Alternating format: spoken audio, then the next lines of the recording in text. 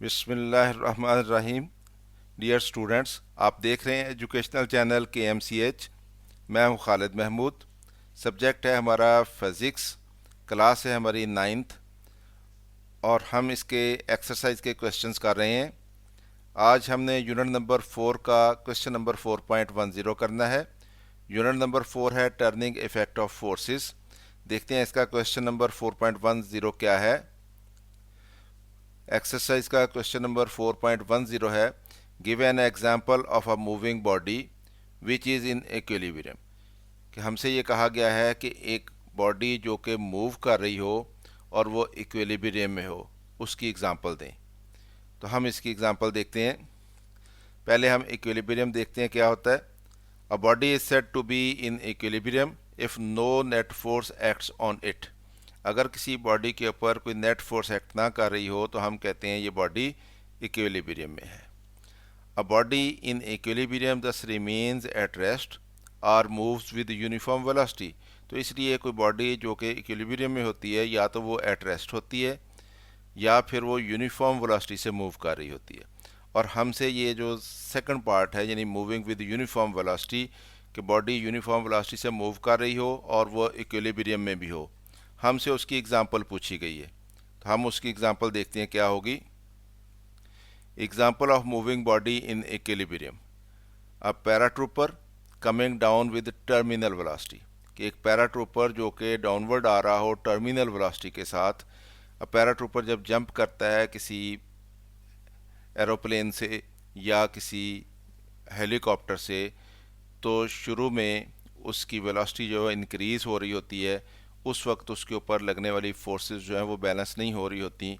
Wait उसका downward act कर रहा होता है ये, लेकिन एयर रेजिस्टेंस जो है जो अपवर्ड डायरेक्शन में होती है वो उस वेट को बैलेंस नहीं कर रही होती। तो वो ज़्यादा वेलोसिटी से नीचे आ रहा होता है, उसकी वेलोसिटी बढ़ रही होती है।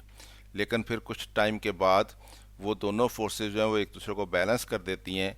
जो एयर की रेजिस्टेंस की फोर्स होती है वो अपवर्ड डायरेक्शन में लग रही होती है और जो उसका वेट होता है वो डाउनवर्ड डायरेक्शन में एक्ट कर रहा होता है, और वो दोनों एक दूसरे के बराबर हो जाते हैं और अपोजिट डायरेक्शन में होते हैं।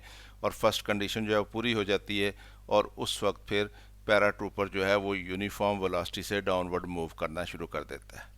तो जब वो यूनिफॉर्म वेलोसिटी से डाउनवर्ड मूव कर रहा होता है तो हम कहते हैं ये इसकी टर्मिनल वेलोसिटी है। तो अ paratrooper coming down with terminal velocity is in equilibrium. तो उस वक्त वो इक्विलिब्रियम में होता है। और वो इक्विलिब्रियम कौन सा होता है, यानी वो मूव भी कर रहा होता है और इक्विलिब्रियम में भी होता है। तो यही एग्जांपल हमसे पूछी गई थी कि ऐसी बॉडी की एग्जांपल दें जिसमें बॉडी मूव भी कर रही हो और वो इक्विलिब्रियम में भी हो। When the paratrooper is moving downward with constant velocity called terminal velocity, यानी जब constant velocity से वो downward move कर रहा होता है तो उसको हम terminal velocity कहते हैं। There is no net force acting on it, उस वक्त उसके ऊपर कोई net force act नहीं कर रही होती। दोनों forces एक दूसरे को balance कर रही होती हैं। The force acting due to the air resistance, यानी friction की force होती है इन अपवर्ड डायरेक्शन, वो अपवर्ड डायरेक्शन में होती है। इज बैलेंस्ड, वो बैलेंस हो रही होती है किसके साथ, with the weight of the paratrooper acting downwards, जो पैराट्रूपर का वेट डाउनवर्ड एक्ट कर रहा होता है। The first condition of equilibrium is satisfies and the paratrooper although moving downward but is in equilibrium.